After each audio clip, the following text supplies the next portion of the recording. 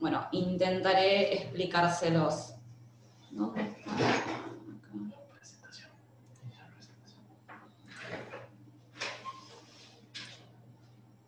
Bueno, acá tienen un recordatorio de cuáles van a ser las próximas charlas que se van a dar. El recordatorio, como siempre, de si tienen algún síntoma de coronavirus, acá tienen los teléfonos a los cuales contactarse. No se los voy a contar de nuevo porque creo que ya los deben tener más que claros con el tiempo que hemos pasado desde que inició la pandemia. Y nosotros vamos a hablar de temblor, ¿sí? Y la charla se llama No todo temblor es Parkinson porque cuando alguien viene a la consulta por temblor es frecuente que el temor es que eso se trate de una enfermedad de Parkinson. Y hoy vamos a ver que en realidad la mayoría de los temblores no son Parkinson, son otras cosas. Entonces lo primero que tenemos que definir es qué es el temblor, de qué hablamos cuando hablamos de temblor. El temblor es un movimiento que es involuntario. Esto quiere decir que no es que nosotros lo provocamos solos, sino que aparece y tampoco lo podemos controlar voluntariamente. Si yo tengo temblor, ¿sí? No puedo inhibir y hacer desaparecer el temblor por más ganas que yo tenga de que eso suceda, ¿sí? Es oscilatorio, eso quiere decir que en un eje, digamos, este movimiento se va a dar y va a oscilar, ¿sí? Muchas veces esos temblores son en flexoextensión, en la muñeca, que es el temblor muy frecuente, que es el temblor en el que la muñeca hace este movimiento, ¿sí? Y oscila siempre alrededor de un eje que es el eje que le da el brazo. Y también son rítmicos, y los temblores son como constantes, llevan un ritmo en el tiempo que puede ser más rápido o más lento, pero que va a ser siempre el mismo. Si un temblor no es un movimiento que de golpe es rápido y de golpe se hace muy lento, eso probablemente sea otro tipo de movimiento. Entonces, es un movimiento involuntario que tiene estas dos características, que oscila y que tiene un ritmo, ¿sí? Y de eso, cuando hablamos de temblor, nos referimos a este tipo de movimientos. Son, digamos, han estado descritos y han aparecido evidencias de que el temblor existía desde hace muchísimos años y incluso en distintas medicinas, en la tradición ayurveda, que es el cuidado de la salud del hinduismo, aparece la palabra kampa para designar el temblor. En papiros recuperados de Egipto sobre tratamientos quirúrgicos también aparece el temblor como un síntoma que podía aparecer, con un jeroglífico incluso que parece que quiere decir temblar. En el Eclesiastés, en la tradición cristiana, también aparece el término temblor en esta cita. Por ejemplo, un día temblarán los guardianes de la casa, e Hipócrates también decía que aquella fiebre que tiene temblores termina en delirio. Entonces, vemos que ya, digamos, muy tempranamente en la historia este síntoma aparece reconocido, digamos, como un síntoma que vemos acá está apareciendo en distintas enfermedades. Nosotros vamos a hablar de los temblores neurológicos, sí, pero que ya tiene una historia, no es una cosa nueva, y de hecho se lo ha reconocido muy tempranamente en distintas tradiciones. Entonces la primera pregunta es, ¿todos los temblores son iguales? Dijimos que tenían que tener estas características comunes, ¿sí? Esto de que sea involuntario, de que oscile y tenga un ritmo, pero bueno, dentro de eso los temblores pueden variar. Y entonces los neurólogos tenemos distintas formas de clasificarlos. Los podemos clasificar por la velocidad o por la frecuencia que tienen. Si esto hablábamos del ritmo, ¿cuál es la frecuencia de ese ritmo? ¿A qué velocidad va el temblor? Los podemos clasificar por qué parte del cuerpo afectan. ¿Sí? Puede ser un temblor de la cabeza, puede ser un temblor de los brazos, un temblor de las piernas, que es más raro. Pueden clasificarse por el momento en que aparecen, por si están asociados o no a otras enfermedades y por en qué región del cerebro se originan. La clasificación que más usamos es la clasificación que tiene que ver con el momento en que aparece el temblor. ¿Y a qué me refiero con esto? A si se trata de un temblor de reposo o un temblor de acción. O sea, un temblor que aparece cuando estoy descansando, cuando los brazos, que es el lugar más frecuente donde aparece el temblor, están completamente en reposo, o cuando aparece en alguna acción. Y dentro de las acciones podemos tener temblores que aparecen cuando sostengo una postura, ¿sí? Por ejemplo, cuando sostengo una taza en la mano. ¿Sí? Nosotros a eso le decimos que es un temblor postural. Es el temblor que aparece cuando van al médico y les hace estirar los brazos y sostenerlos por delante de ustedes. Eso es un temblor postural. ¿Sí? Es una acción que es mantener una postura. Después hay temblores que aparecen durante la acción de movernos, son temblores cinéticos. Estos pueden ser cinético, que aparezca en cualquier movimiento. Hay algunos que aparecen con movimientos con intención. Por ejemplo, cuando yo quiero agarrar algo que está en una mesa, quiero agarrar la virome que está sobre la mesa, cuando voy acercando la mano a la virome, en ese momento es cuando más aparece el temblor. ¿Sí? Si alguno hizo alguna vez una consulta neurológica, vieron que nosotros les hacemos estirar un brazo y tocarse la nariz. Bueno, ahí lo que estamos viendo es si hay un temblor que aparece justo cuando el dedo se va acercando a la nariz. Y a eso le llamamos temblor de intención o intencional. Y después hay temblores que son específicos de tarea, que aparecen solamente, ¿sí?, cuando uno está haciendo algo puntual. Por ejemplo, un temblor que aparece exclusivamente cuando escribimos. Y no aparece en ninguna otra situación. ¿Sí? Cuando yo agarro la taza el temblor no aparece, cuando estoy descansando el temblor no aparece, aparece exclusivamente en esa acción. Y por último este que es el temblor isométrico, ¿sí? ¿Vieron que a veces cuando uno carga algo pesado, que está usando todos los músculos del brazo para sostener ese peso, después el brazo queda temblando o incluso en el momento tiembla? Eso es un temblor isométrico. ¿Sí? Aparece cuando los músculos se contraen, digamos, en exceso y que se contraen juntos los agonistas, lo que nosotros llamamos agonistas y antagonistas, que son los que hacen un movimiento y el contrario. De este no nos vamos a ocupar, pero van a ver que ahora cuando empiece a contar los distintos tipos de temblores, estos términos, el postural, el cinético, o sea, el de la postura, y el del movimiento y el de reposo, van a aparecer de vuelta. Entonces, ¿cómo evaluamos? Nosotros cuando un paciente nos consulta por temblor, lo que queremos hacer es primero poder clasificar este temblor y saber si es un temblor que aparece en el reposo, si es un temblor de acción y de qué tipo de acción, y en qué lugar del cuerpo aparece, porque eso nos va a servir para hacer el diagnóstico. La mayoría de las veces los diagnósticos de temblor los hacemos con el examen físico y con lo que hablamos con los pacientes. Entonces, lo primero que vamos a hacer, ¿sí?, es ver si el temblor es de reposo o es en acción. Y entonces les vamos a preguntar, bueno, ¿cuándo aparece el temblor? ¿Aparece cuando están mirando tele con los brazos apoyados en la falda, bien tranquilos? ¿O aparece cuando llevan una bandeja con tazas encima, por ejemplo? ¿Sí? O cuando quieren escribir, o cuando quieren agarrar algún objeto. O cuando tienen que cortar la comida, o cuando sostienen el vaso con líquido y se lo llevan a la boca. Eso ya nos sirve para saber si es un temblor de reposo o de acción y en qué tipo de acción aparece. Entonces vamos a ver en qué parte aparece. Lo más frecuente es que los temblores aparezcan en brazos o en manos, pero también hay temblores en la mandíbula, hay temblores de cabeza y cuello, ¿sí? Hay temblores de la voz también y algunos más raros en piernas. ¿Qué cosas o qué posiciones empeoran o mejoran el temblor? ¿Sí? Hay temblores que típicamente aparecen en la postura y que después en el resto de las cosas van a aparecer mucho menos y de hecho en reposo van a desaparecer. ¿A qué edad empezó ese temblor? ¿Es un temblor que empezó en la juventud? ¿Es un temblor que empezó después de los 60-65 años? Eso también nos va a orientar, vamos a ver, a distintos tipos de causas de temblor. Si cambió, si el temblor desde que empezó hasta ahora cuando nosotros vemos al paciente siempre fue igual o si de alguna manera fue cambiando, fue empeorando, fue mejorando. Si se hizo más grande, por ejemplo, hay temblores que empiezan siendo finitos y después se hacen mucho más amplios y más notorios. Y por último, si en la familia hay alguien que tenga ese tipo de temblor. ¿Sí? Ahora vamos a ver estos datos para qué nos sirven y en cada caso en qué diagnóstico pensamos. Vamos a buscar si hay algún otro movimiento involuntario, si hay algún otro síntoma neurológico que acompaña a ese temblor, por ejemplo, si hay lentitud para moverse, si hay inestabilidad. Si están usando alguna medicación que pueda producir o que pueda aumentar el temblor, porque las hay temblores que son por uso de medicación. Si hay algo en la dieta que esté aumentando el temblor, acá el típico es café, por ejemplo, mucho café o cualquier bebida que contenga cafeína, Coca-Cola, mate en exceso, té, ¿sí? Que tienen todas santinas, que son parientes de la cafeína, y esas pueden aumentar el temblor. Y también siempre nos acuerda de preguntar si tienen algún problema de tiroides, porque cuando la tiroides funciona mal y funciona de más, eso puede producir como síntoma temblor. ¿Qué cosas, más allá de que cuando revisamos a los pacientes hacemos todo el examen, tenemos algunas formas de buscar específicamente el temblor?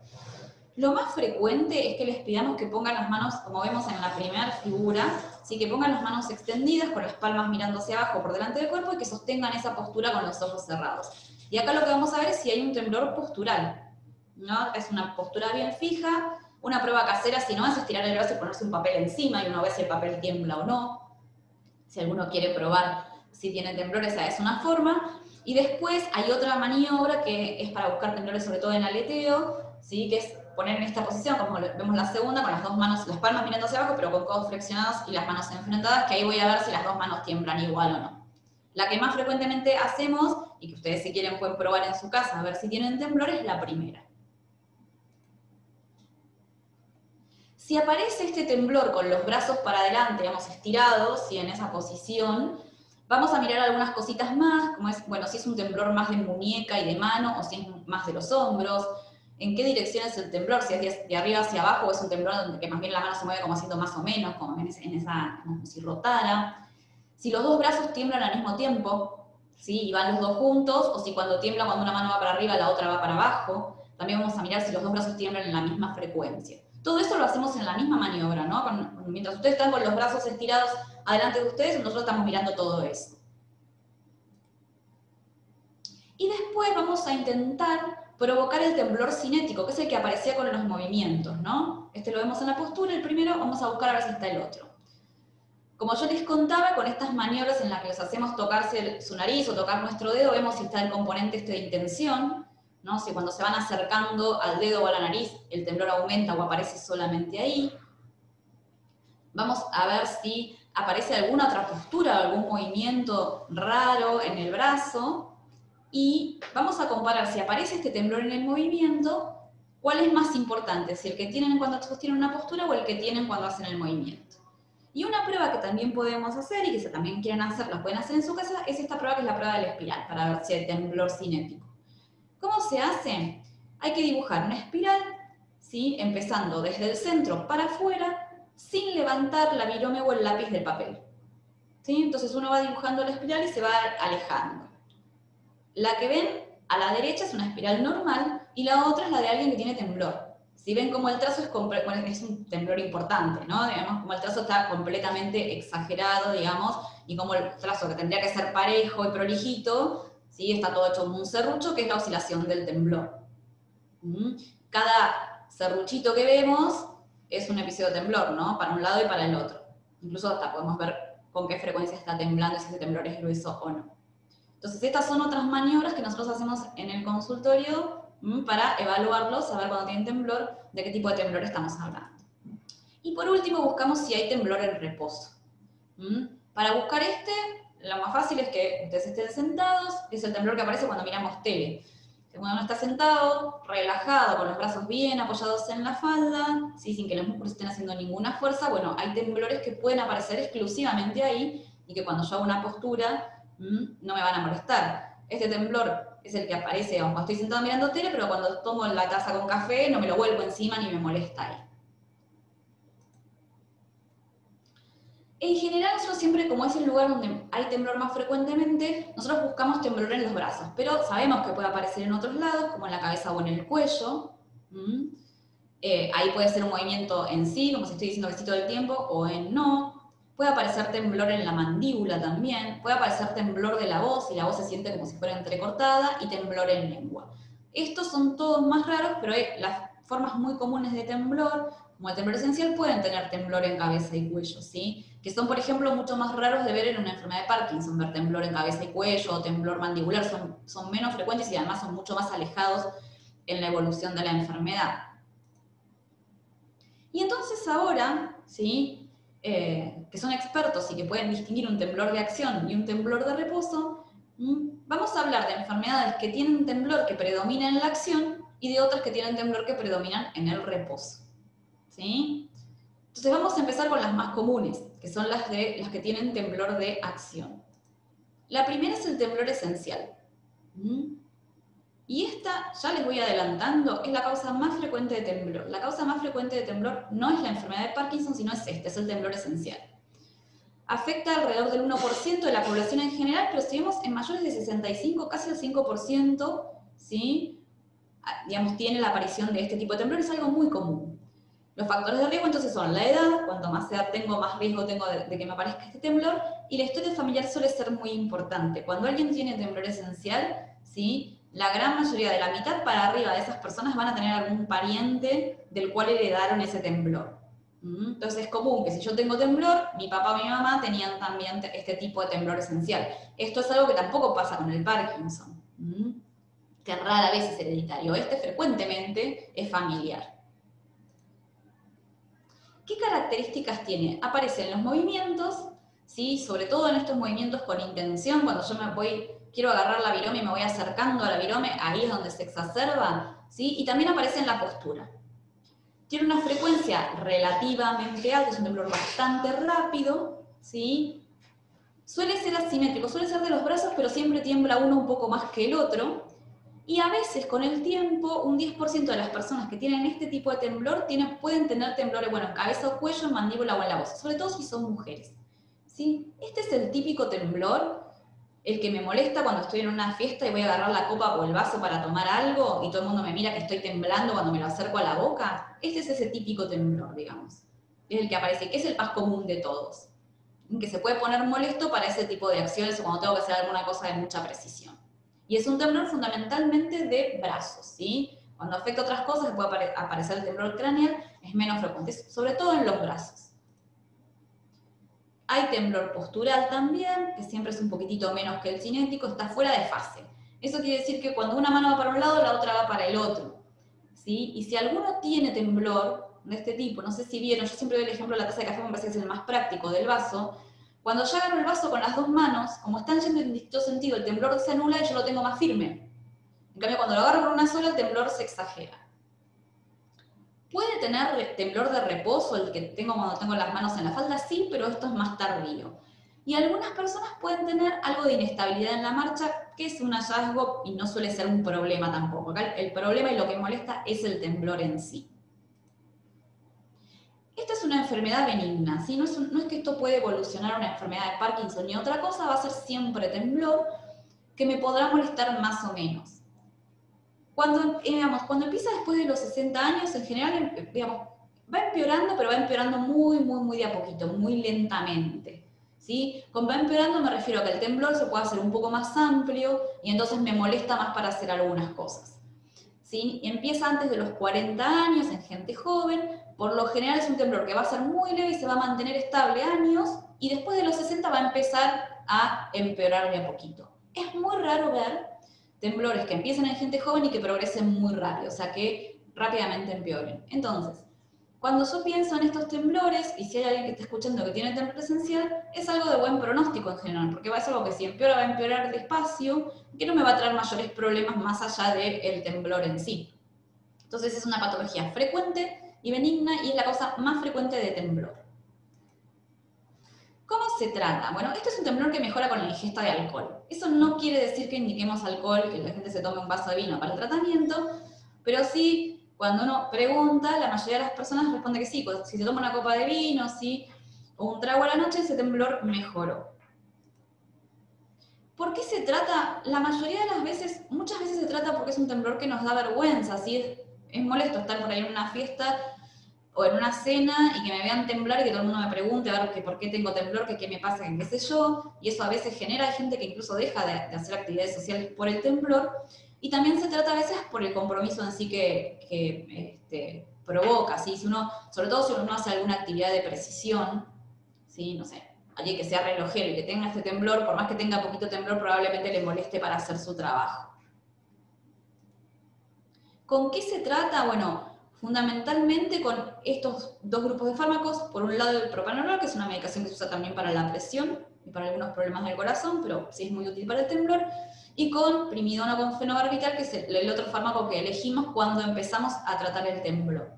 ¿Sí? Que lo tratamos solamente si molesta mucho, porque el tratamiento no es que va a curar el temblor. El tratamiento lo que va a hacer es disminuirlo en la medida en que yo esté usando el tratamiento. Entonces, claramente, la indicación de tratamiento va a ser si el temblor me molesta. Si el temblor está ahí y a mí no me molesta, no hay necesidad de tratarlo. ¿Qué genera el tratamiento? Reducir la amplitud del temblor en un 30 o en un 70%. Entonces no estamos hablando de que lo vamos a borrar completamente, sino que lo vamos a disminuir. Salvo el temblor leve, que con tratamiento yo lo puedo llegar a hacer desaparecer. ¿Sí? Pero entonces, este temblor no es muy molesto, pero tampoco se cura, pero lo puedo mejorar con la medicación. Hay otros fármacos que a veces se pueden usar cuando no andan los que yo les comenté primero, que son, bueno, el topiramato, el gabapentin y algunos ansiolíticos y algunos fármacos para la ansiedad que también a veces pueden ayudar al tratamiento. Hay otro temblor que también es un temblor de acción, que es el temblor fisiológico aumentado, ¿sí? Ese es un temblor que tenemos todos, es un temblor normal. ¿Mm? Y en general es imperceptible. Prácticamente todos tenemos temblor fisiológico. Pero en algunas situaciones, ¿sí? Por ejemplo, hay mucha gente que cuando se pone nerviosa tiembla. ¿Mm? Y ese es el temblor fisiológico aumentado. En una situación de estrés aumenta y se nota, se ve. ¿Sí? Pero siempre estuvo, lo que pasa es que es tan chiquitito que no lo vemos. Es bastante parecido al temblor esencial, salvo que no hay este temblor de intención cuando yo voy a agarrar algo, sino que es más bien durante todo el movimiento y en las posturas, es un temblor de las manos, y es más chiquito, si tiene menos amplitud, los movimientos son más chiquititos que en el temblor esencial y son más rápidos. Y este nunca compromete cabeza ni cuello, solo un temblor de las manos. ¿Mm? Y es, les vuelvo a aclarar, un temblor normal que tenemos todos, que ante alguna situación se podrá exagerar. Por lo general no se trata, ¿sí? Lo que hacemos es, cuando viene alguien con este tipo de temblor, lo tranquilizamos, que es algo normal y que está pasando por una situación que le genera temblor y que se le va a ir, y si es una situación muy particular donde por el trabajo, por algo hay que tratarlo, vamos a usar drogas parecidas a las que usábamos para el temblor esencial, ¿no? Propanolol sobre todo en dosis bajas, y si hay una situación de ansiedad muy importante, por ahí podemos dar alguna benzodiazepina, ¿sí? Un clonazepam, alprazolam. Pero en general este temblor no lo vamos a tratar porque sabemos que cuando mejore la situación estresante, ¿sí? O la situación que provocó ese temblor, que puede ser dolor, por ejemplo, también, el temblor solo va a volver a hacerse imperceptible. Hay otros temblores que están inducidos por drogas. Y esto es algo que siempre cuando aparece un temblor hay que revisar si hay alguna medicación que pudo producir ese temblor. Hay un montón de medicaciones que pueden producir temblor. No nos vamos a detener en la charla a toda la lista, porque podríamos estar hasta pasado mañana mirando, ¿sí? Algunas de las que usamos los neurólogos, por ejemplo, algunos antiepilépticos, como el ácido valproico y la lamotrigina, pueden producir temblor, ¿sí? Bueno, algunas medicaciones que usan los psiquiatras, como el litio, la amiodarona, que es una medicación que usan los cardiólogos, algunos antidepresivos, puede producir temblor, y esto es algo que nosotros siempre revisamos cuando alguien nos consulta por esto. Pero ¿qué es importante para pensar si un temblor es por fármacos? Bueno, la primera cuestión es que cuando se empezó a usar el fármaco haya aparecido el temblor, que haya una relación, digamos, muy cercana entre la droga y el temblor, que haya una relación con la dosis de la droga, ¿sí? Si yo estoy usando una droga, una dosis, me empiezan a bajar la dosis y mi temblor empeora, bueno, ese temblor no tiene que ver con la medicación. Mejoran y desaparecen cuando se suspende la medicación que los produjo. Nunca dan temblor cefálico, es un temblor en general de los brazos o de las manos. Y si la dosis del fármaco está estable, el temblor también tiene que estar estable, ¿sí? Si no, es un temblor de otra causa que apareció junto con el uso de ese fármaco. Pero para que yo pueda pensar que es secundario, que la culpa la tiene el remedio, digamos, en ese caso tiene que tener todas estas características. Y el tratamiento es, siempre que se pueda, disminuir la dosis, suspender la droga que causó el temblor, y si eso no se puede hacer y el temblor es muy importante, de nuevo puedo usar alguna medicación como propranolol para tratar el temblor.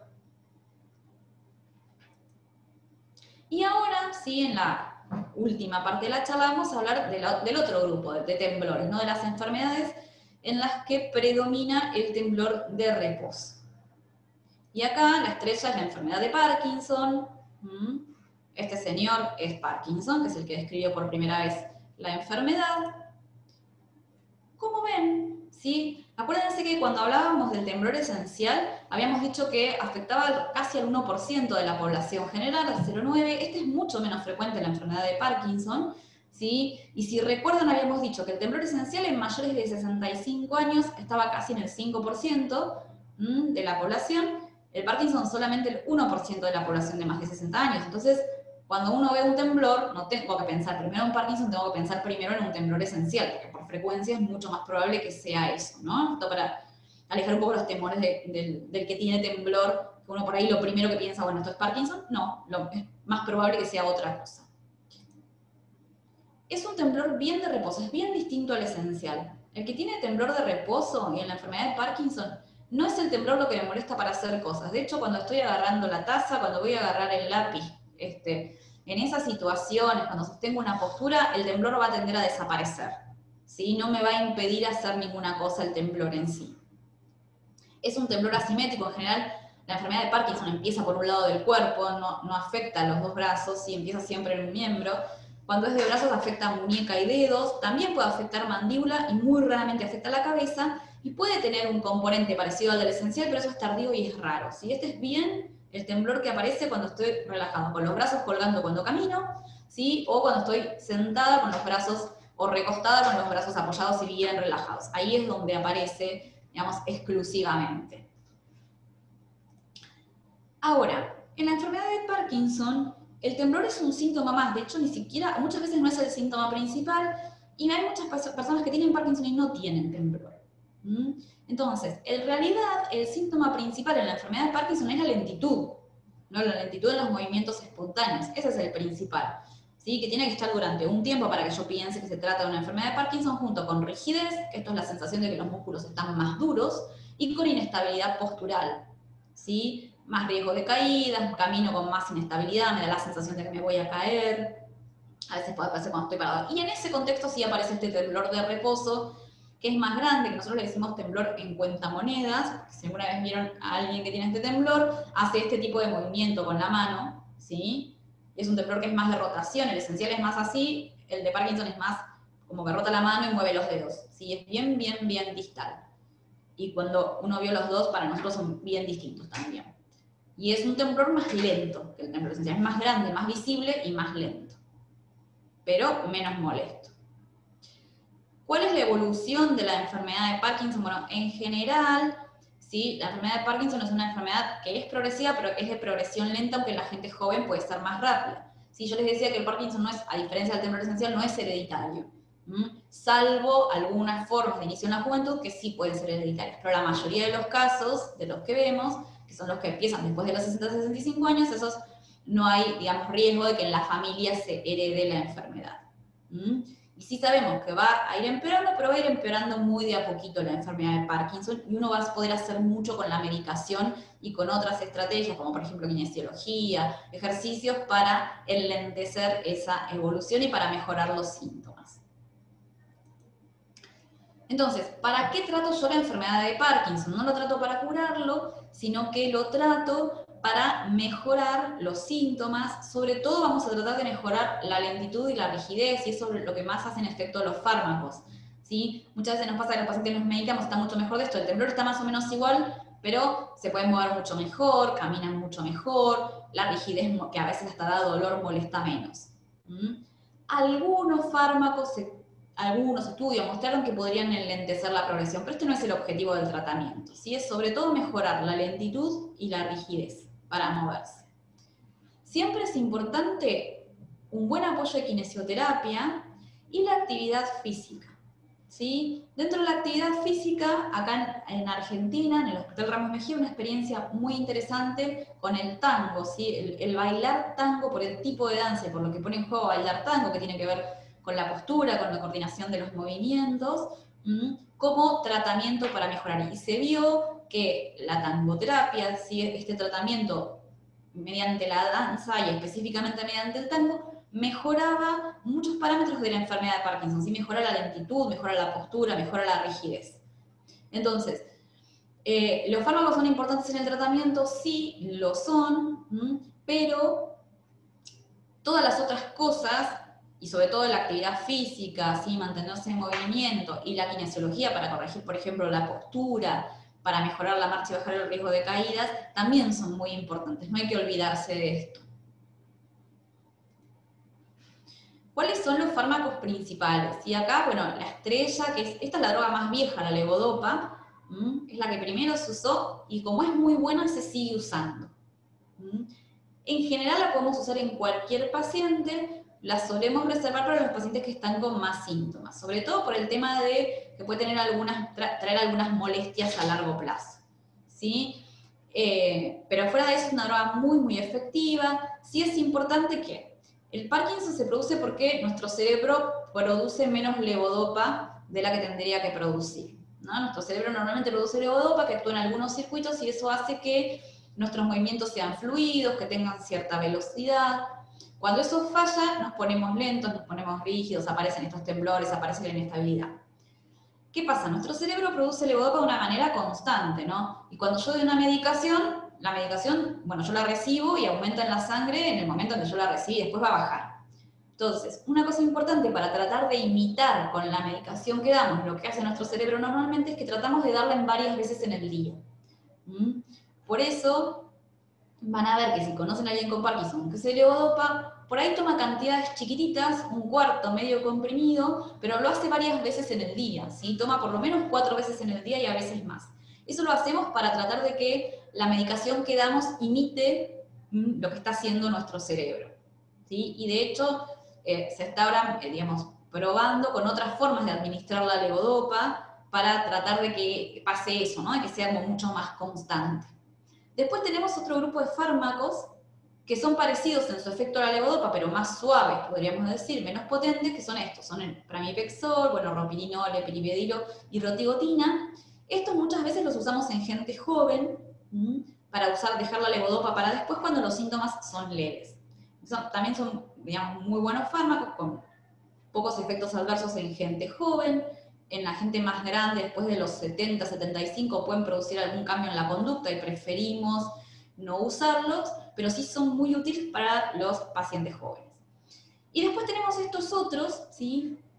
La selegirina y la rasagirina, que son como los más suavecitos de todos, pero a veces en alguien joven que empieza, que tiene muy poquitos síntomas, y un poquito de temblor y nota un poquito más lento un brazo y no le molesta demasiado, a veces podemos empezar con estos fármacos, ¿sí? Con este tipo de drogas.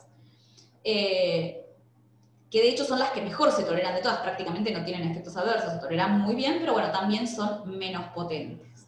La realidad es que en general casi toda la gente que tiene Parkinson en algún momento de su enfermedad va a llegar a recibir y va a necesitar recibir levodopa.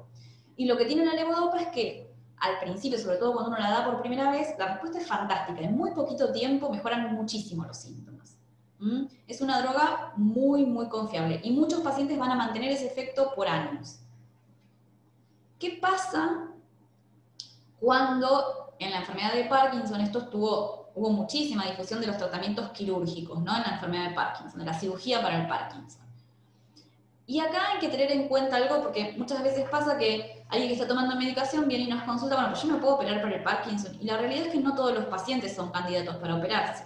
La cirugía se reserva para la gente que no responde a las medicaciones que hay para la enfermedad de Parkinson, ¿sí? Si no, no. En alguien que está tomando levodopa en dosis baja y está muy bien, uno no indicaría la cirugía, ¿sí? Primero porque es una neurocirugía, por más que son procedimientos dentro de lo que es la neurocirugía, son procedimientos seguros, son procedimientos menores, porque uno lo que va a hacer en general es instalar un estimulador que va a estimular al cerebro a que funcione mejor, pero no deja de ser un tratamiento invasivo. Y además, porque no es curativo este tratamiento, ¿sí? El objetivo del tratamiento sigue siendo el mismo que el objetivo de cuando damos un fármaco, una droga, que es mejorar los síntomas. La cirugía no es que cura la enfermedad.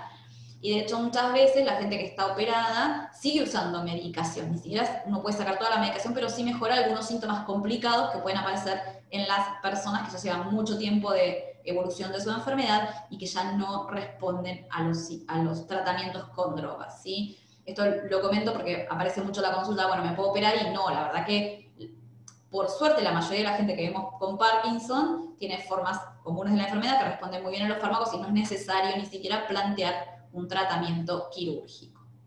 Entonces, como vamos terminando, para resumir, ¿sí? El temblor, entonces es un movimiento que habíamos dicho que era involuntario, que oscilaba y que tenía un ritmo, ¿sí? Que ese ritmo es bien parejito siempre en el temblor, que puede aparecer, sobre todo, digamos, hay dos grandes divisiones, en el reposo y en la acción, que los más frecuentes son los temblores de acción y son los temblores esenciales, que hay un temblor que es normal, que nosotros le llamamos temblor fisiológico, pero que puede aumentar y hacerse visible, ¿sí? Y que en realidad la enfermedad de Parkinson no es la causa más frecuente de temblor, que es un temblor de reposo. De hecho, lo que menos molesta en la enfermedad de Parkinson es el temblor en sí, y que tiene un tratamiento completamente distinto, pero que no es la causa principal de temblor. Entonces, la charla se llamaba ¿todo lo que tiembla es Parkinson? No, de hecho, la mayoría de lo que tiembla no es Parkinson, sino que es temblor esencial.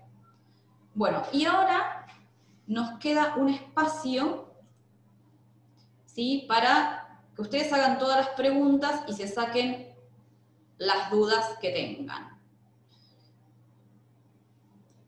Entonces, el que tenga preguntas, como no va a poder hablar en el micrófono, vayan escribiéndolas por el chat y yo las voy a ir leyendo. Bien, acá Susana pregunta ¿sí? ¿Qué pasa cuando tiembla el párpado o cuando late? Eso en realidad, ese movimiento, ¿sí? Que es el párpado, puede ser cualquiera de los dos, ¿sí? Es el párpado, en general es uno, o el superior o el inferior es de un solo ojo. Ese movimiento, ¿sí? Se llama mioquimia, ese es el nombre técnico. Técnicamente no es un temblor, ¿sí? Es una contracción de los músculos finitos que están en el párpado. Por largo, la causa más frecuente es cansancio visual y estrés, ¿sí? Es raro que eso sea, es rarísimo que sea secundario a una enfermedad. En general es eso. Nos va a preocupar si es en los dos ojos y si es constante, ¿sí? Si persiste durante meses, si no mejora, ahí es para preocuparse. Pero si no, es un movimiento, digamos, que es algo transitorio y que tiene que ver con, más que nada, con estrés y con fatiga muscular de los músculos del párpado. Y se llama mioquimia. Técnicamente no es, digamos, no es un temblor en sí. Laura pregunta qué es lo que produce el temblor esencial. El temblor esencial, vieron que yo no hablé de resonancias ni de estudios en la charla, y esto es porque en todas estas cuestiones que mencioné, los estudios son normales, tanto en la enfermedad de Parkinson como en el temblor esencial, uno no ve lesiones en el cerebro. En relación al temblor esencial, ¿sí? Lo que se cree que lo produce es una alteración en algo que se llaman osciladores que están en una parte del cerebro que es el tronco. Se cree que esa es la causa y que ese es el oscilador que provoca el temblor esencial, aunque todavía no está del todo aclarado. ¿La epilepsia a lo largo de los años puede producir temblores? No, la epilepsia no es una enfermedad que dé temblores, pero sí la epilepsia, lo que algunas personas con epilepsia tienen un tipo de crisis que son como sacudidas, ¿sí? Que pueden ser sacudidas en un brazo o en una pierna, que pueden parecerse un temblor, porque a veces incluso te pueden llegar a ser rítmicas, pero bueno, eso no es un temblor, eso tiene otro nombre y tiene otro mecanismo. ¿Sí? La epilepsia no evoluciona a temblor. Lo que a veces sí sucede es que algunas drogas que se usan para tratar la epilepsia, así como por ejemplo el ácido valproico, pueden producir temblor como un efecto secundario. Esa es la medicación y no la epilepsia en sí.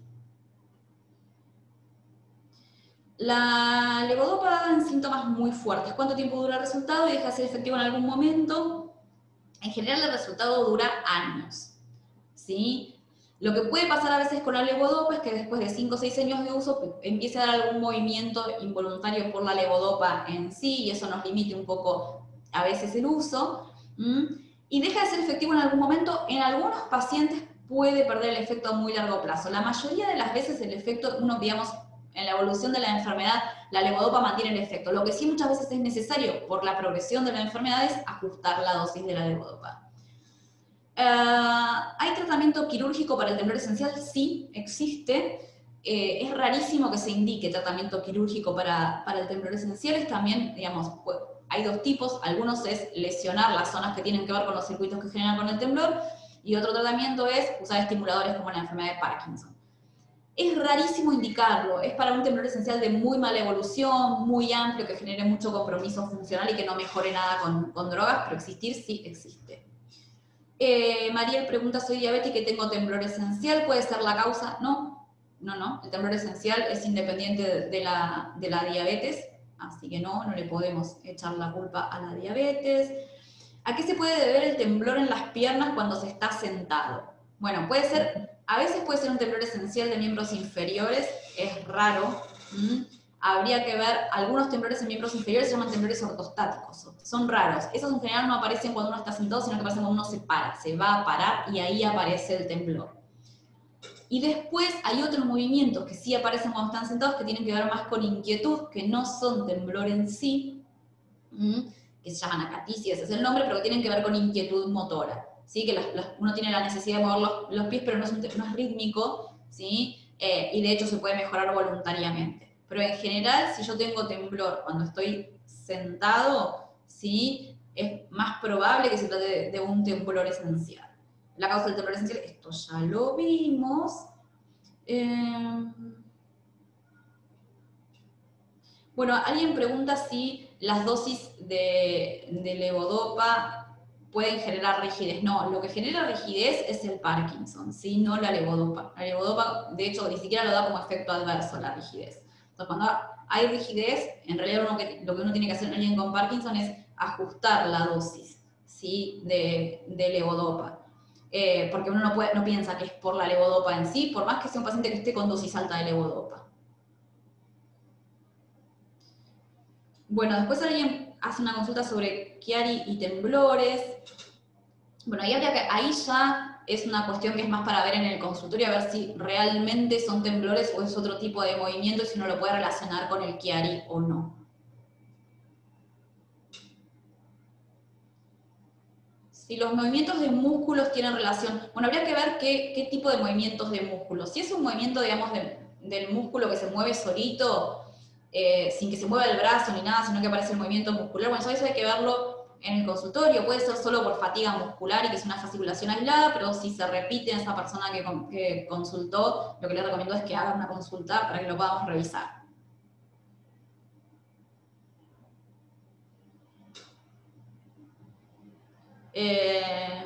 Bueno, hay alguien con un temblor con un movimiento de cabeza, ¿sí? Que no es permanente. Los temblores cefálicos, que habíamos visto que la mayoría son esenciales, en general, cuando aparece el cefálico, aparece también el de las manos. Pero hay gente que tiene solo el temblor cefálico. La mayoría de los temblores cefálicos, o sea, cefálicos de la cabeza, cuando aparecen así solos, si no hay otra cosa, son benignos. A nosotros, cuando alguien viene por un temblor cefálico, nos tranquiliza porque sabemos que si aparece en el contexto de una enfermedad de Parkinson, es raro que aparezca y aparece cuando ya el paciente tiene un montón de síntomas. Si es alguien que está bien y el único que tiene temblor, eso raramente va a ser una enfermedad de Parkinson, puede ser un temblor esencial. Y en general, el temblor esencial de la cabeza lo notan más los parientes o los amigos que la persona en sí. Porque como es muy chiquito, yo ni me doy cuenta que tiemblo y es alguien, algún pariente o alguien que me ve que me tiembla la cabeza. Eso es lo más frecuente en la consulta. Hay alguien que pregunta por qué, digamos, la relación entre tener Parkinson y dolor. La rigidez da dolor. Eso es una causa de dolor en el Parkinson, ¿sí? La rigidez muscular. Y también se está evaluando si la enfermedad no puede producir dolor independientemente de la rigidez como síntoma de la enfermedad en sí. Por lo general lo que uno ve es que cuando mejora la rigidez y la fluidez de los movimientos, esos dolores mejoran. ¿Sí? Pero a veces uno tiene que usar medicación para el dolor, pero esto es un síntoma que antes no se reconocía, que era por el Parkinson, pero sí, el Parkinson dentro de sus síntomas puede tener dolor. No hay que pensar que seguro que es otra cosa.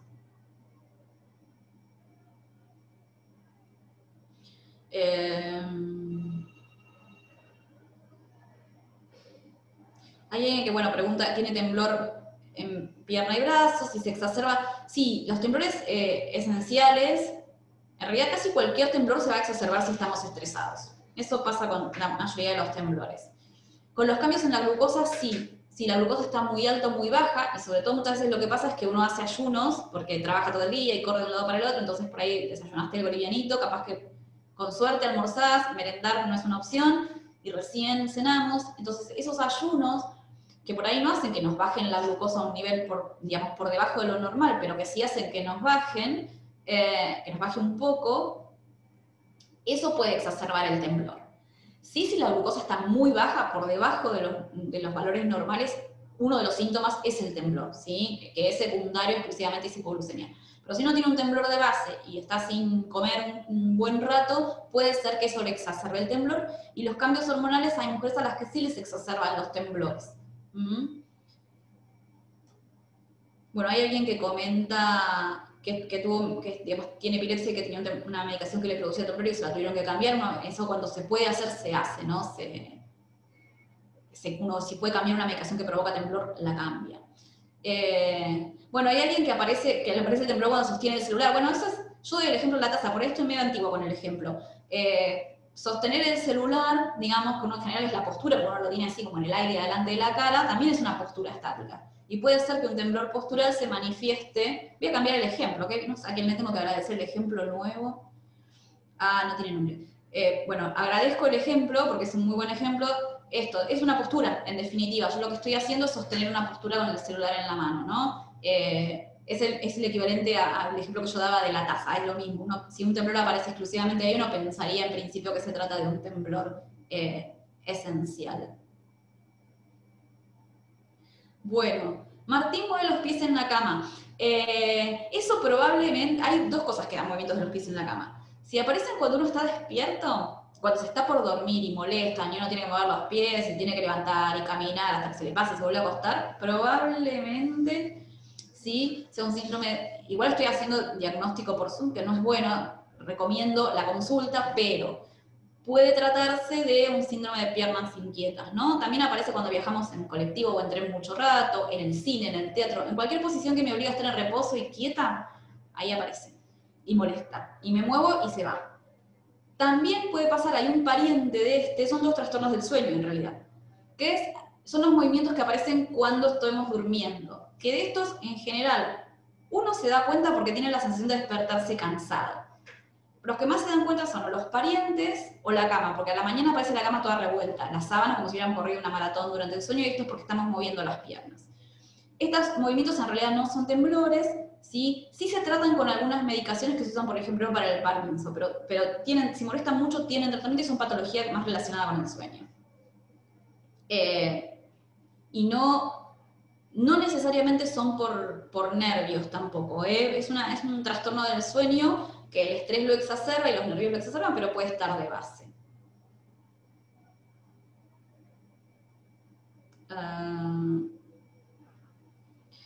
Si un temblor, bueno, es aleatorio y dominable, puede ser, hay temblores que son exclusivamente por estrés o por situaciones, digamos, donde el cuerpo va a manifestar por algún lado, que se llaman temblores psicógenos, que no, digamos, no son ni esenciales ni el fisiológico aumentado, que tienen algunas cuestiones por ahí que yo los puedo controlar voluntariamente, o que el temblor cambia muchísimo. Un día me molesta para sostener la taza y otro día cambió completamente de en reposo. Eso hay que verlo si puede ser un tipo de estos temblores. A veces también pasa que el temblor está todo el tiempo, pero que uno lo nota en alguna situación, entonces me parece que aparece y desaparece. Y cuando el paciente viene a la consulta y nosotros lo revisamos, vemos que el temblor en realidad está todo el tiempo, lo que pasa que si es muy chiquito, la persona lo nota en algunas situaciones y no en todas, ¿no?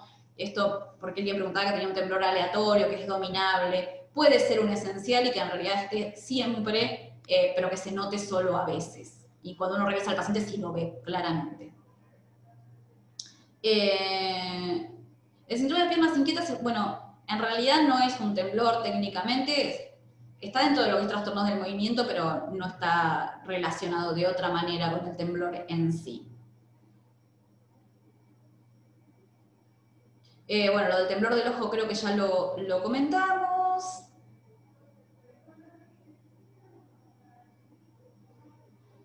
Bueno, y después, nada más tenemos, por ahora. De todas maneras, les recomiendo que si alguno se queda con alguna duda, sobre todo si es alguna duda particular sobre los síntomas propios, eso ya no es para este tipo de charlas, sino para hacer una consulta, para que lo podamos evaluar bien y revisarlo y charlar como corresponde, que eso no lo podemos hacer en Zoom. Así que, bueno, si no tienen más preguntas, si no hay nada más, y siendo ya casi la hora de terminar, ¿sí? Les agradezco la atención.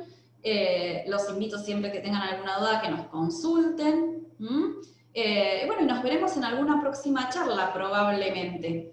Así que bueno, ya son horas de ir a almorzar para que no nos baje la glucemia y nos dé temblor. Así que los despido, los dejo, que estén bien y cualquier cosa nos consultan a cualquiera del equipo de neurología en el consultorio. Chao, hasta luego.